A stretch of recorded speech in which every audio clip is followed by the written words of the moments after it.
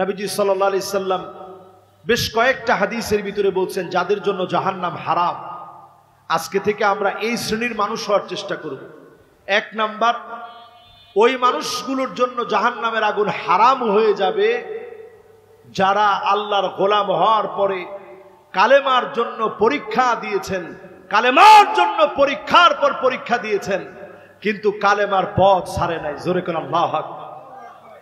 যারা ফাঁসির মঞ্চে গেছে প্রত্যেকে কালেমার জন্য পরীক্ষা দিছে কিন্তু পথ ছাড়ে নাই।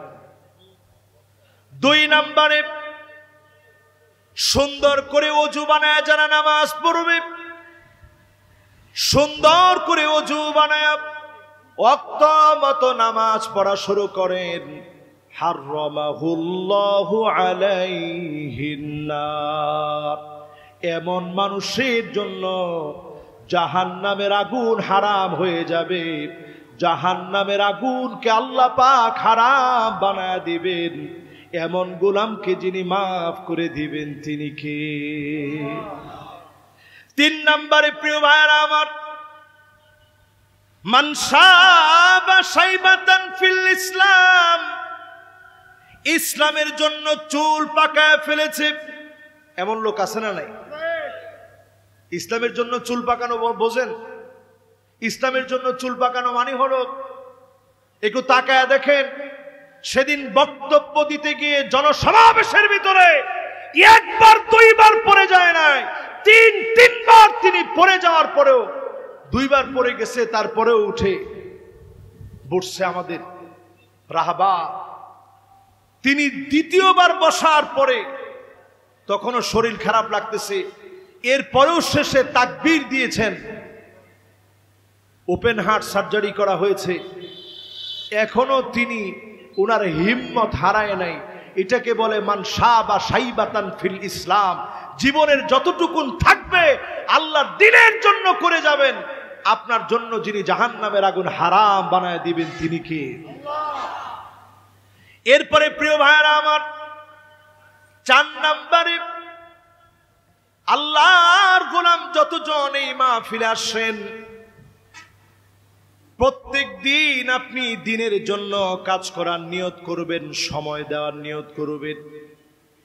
নবীজি হাদিসের ভিতরে বলেন, যেই লোকটা পায়ের ভিতরে ধুলাবালি লাগাবে, হারামাহুল্লাহু আলাইহিন নার, দিনের কাজ করতে গিয়ে পায়ে ধুলাবালি লাগাবে, তার মানে কষ্ট করবে, জুলুম সহ্য করবে, সময় দিবে, অর্থ দিবে, শ্রম দিবে, মেধা দিবে। যতজন এই কষ্ট করবে তাদের জন্য যিনি জাহান্নামের আগুন হারাম বানায় দিবেন তিনি কি? 4 নম্বর শেষ। 5 নম্বরে নবীজি সাল্লাল্লাহু আলাইহি সাল্লাম আমাদেরকে জানালেন 40টা দিন। কয়দিন? জোরে কোন কয়দিন? 40টা দিন তাকবীরে উলার সঙ্গে মাসবুক হওয়া যাবে না। একেবারে নামাজ পুরাপুরি ইমামের সঙ্গে যদি 40 দিন ইমামের সঙ্গে জামাতের সঙ্গে নিয়ম করে আপনি 40টা দিন একটু যদি রিপোর্ট মাফিক, রিপোর্টের ভিতরে যেভাবে কলাম আছে ওই কলাম মাফিক যথাযথ যদি 40টা দিন আপনি নিয়ত করে ফেলেন 5 ওয়াক্ত নামাজ বা জামাত তাকবীরে উলার সঙ্গে আমি পড়ব, যদি নিয়ত করে পড়তে পারেন, আল্লাহর হাবিব বলেন হারামাহুল্লাহু আলাইহিন নার, এই লোকটার জন্য যিনি জাহান্নামের আগুন হারাম বানায় দিবেন তিনি কে? 5 নম্বর শেষ। 6 নম্বরে নবী আলাইহিস সালাতু ওয়াস সালাম বলছেন, 6 নম্বর আমলটাও তেমন কঠিন না। যতজন আমার সামনে বসছেন, যতজন শুনতেছেন, আজকে থেকে নিয়ম করেন এই চোখটা দিয়ে আল্লাহর জন্য কাঁদবেন। নবী আলাইহিস সালাতু ওয়াস সালাম বলেন, আইনান লা তামাসসুহুমান নার, 2টা চোখের জন্য জাহান্নামের আগুন হারাম হয়ে যাবে। জাহান্নামের আগুন আল্লাহ হারাম বানায় দিবে। যেই চোখটা আল্লাহর জন্য কাঁদবে, যেই চোখটা মালিকের জন্য কাঁদবে, যেই চোখটা মালিকের জন্য হয়রান পেরেশান হবে, এমন চোখের পানিওয়ালা ওই চোখেওয়ালা ওই চোখ দুইটার জন্য, এমন চোখের মালিকের জন্য জাহান্নামের আগুন যিনি হারাম বানায় দিবেন তিনি কে? কাজটা সহজ না কঠিন? প্রতিদিন একটু আল্লাহর জন্য কাঁদবেন, একা একা মুরাকাবা করবেন। ফজরের পরে বসছেন, একটু সময় মুরাকাবা করবেন। এই মুরাকাবার সময় মাসনুন দোয়াগুলো পড়বেন, আল্লাহর কাছে চোখের পানিগুলো টপ টপ করে ছেড়ে দিয়ে আল্লাহর সামনে দণ্ডায়মান হয়ে কাঁদবেন, আল্লাহর কাছে ফরিয়াদ করতে থাকবেন, কাঁদতে থাকবেন।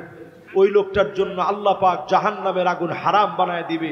আর যারা শব্দাদারি করেন, রাত্রি জাগরণ করেন, আল্লাহর হাবিব বলেন যেই লোকটা মান বাতাত তাহরুসু ফি সাবিলিল্লাহ, এই জমিনটা যেন আল্লাহ নিরাপদ রাখে, যারা রাত্রি জাগরণ করে আল্লাহ পাক ওই রাত্রি জাগরণকারীদের চোখের জন্য জাহান্নামের আগুন হারাম বানায় দিবে। বলেন আল্লাহু আকবার।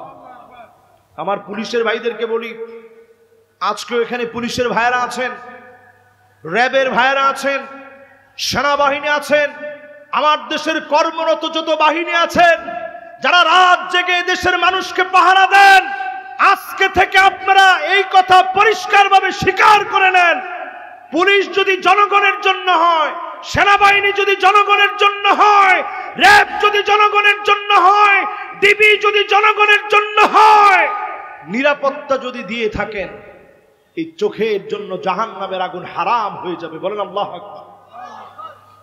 জনগণের জন্য হওয়ার চেষ্টা করেন। 7 নম্বরে, যার একটা দুইটা তিনটা সন্তান চলে গেছে দুনিয়া থেকে, সেই লোকটা 3টা সন্তান হারায় আলহামদুলিল্লাহ বলছে, আল্লাহ আমার ছেলে দিন বিজয়ের জন্য চলে গেছে। এরকম কত পরিবার আছে আপনি একটু খোঁজ খবর নিয়ে দেখেন। একই পরিবারের একাধিক ব্যক্তি দুনিয়া থেকে চলে গেছে। নবীজি বলছেন এই সময়ে যদি কেউ সবর করে আল্লাহ পাক তার জন্য জাহান্নামের আগুন হারাম বানায় দিবেন। বলেন আল্লাহু আকবার।